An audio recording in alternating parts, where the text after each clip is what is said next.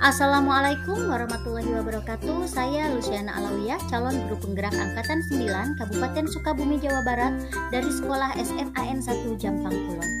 Di video ini saya akan memaparkan kesimpulan dan refleksi pemikiran Ki Hajar Dewantara dari modul 1.1 koneksi antar materi. Menurut Ki Hajar Dewantara bahwa tujuan pendidikan adalah menuntut kodrat yang ada pada anak-anak agar dapat mencapai keselamatan dan kebahagiaan yang setinggi-tingginya baik sebagai manusia maupun sebagai anggota masyarakat. Seorang pendidik hanya dapat menuntun tumbuh atau hidupnya kekuatan kodrat yang ada pada anak-anak agar dapat memperbaiki lakunya, bukan dasarnya hidup dan tumbuhnya kekuatan kodrat anak. Dalam hal ini sesuai dengan kodrat alam dan kodrat zaman. Sebelum mempelajari dan memahami filosofi pendidikan Ki Hajar Dewantara, yang saya percayai tentang murid dan pembelajaran di kelas yaitu bahwa anak hanya selembar kertas putih sehingga kewajiban kita mengisi lembar putih tersebut. Sehingga saya mengajar murid itu dengan cara teacher center learning, karena saya menganggap dengan memberikan penjelasan kepada murid, maka murid akan memahami apa yang kita ajarkan. Saya juga menganggap kemampuan murid sama, yaitu menyamaratakan kondisi murid, tidak memandang kodrat alam dari murid tersebut.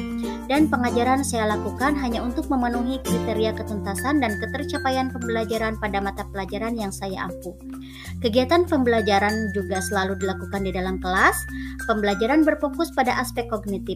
Dalam hal ini pembelajaran saya selalu memberikan tugas atau PR kepada murid untuk dikerjakan di rumah, dan jika murid tidak mengerjakan PR maka saya akan memberikan sanksi dengan tidak memberi nilai atau bintang pada anak tersebut.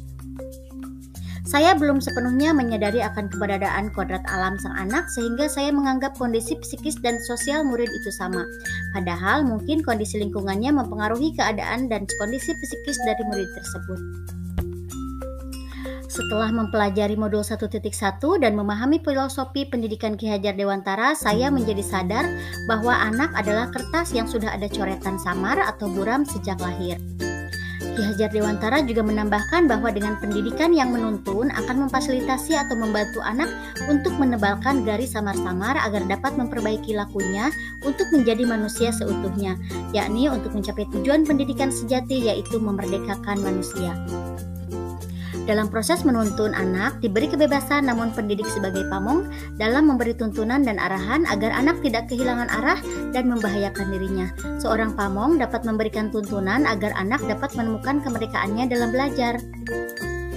Saya juga menjadi sadar bahwa seorang guru harus terbuka dan mengikuti perkembangan zaman yang ada dengan tetap menjadi filter bagi anak didiknya terhadap segala perubahan yang ada.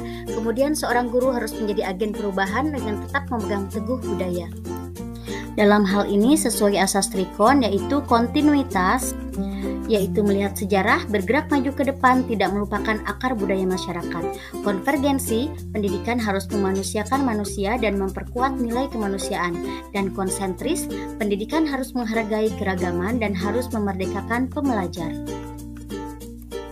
Sehingga yang dapat segera saya terapkan agar lebih baik dan kelas mencerminkan pemikiran Ki Hajar Dewantara, maka saya harus menyadari bahwa setiap anak memiliki keunikan masing-masing, kemudian merencanakan pembelajaran yang berpihak pada peserta didik dengan pembelajaran yang menyenangkan, membuat kesepakatan bersama dengan peserta didik agar menumbuhkan kesadaran belajar bersama, melaksanakan pembelajaran sesuai dengan kodrat alam dan kodrat zaman, serta menjadi teladan pemberi semangat serta memberi dorongan dalam menanamkan nilai-nilai karakter.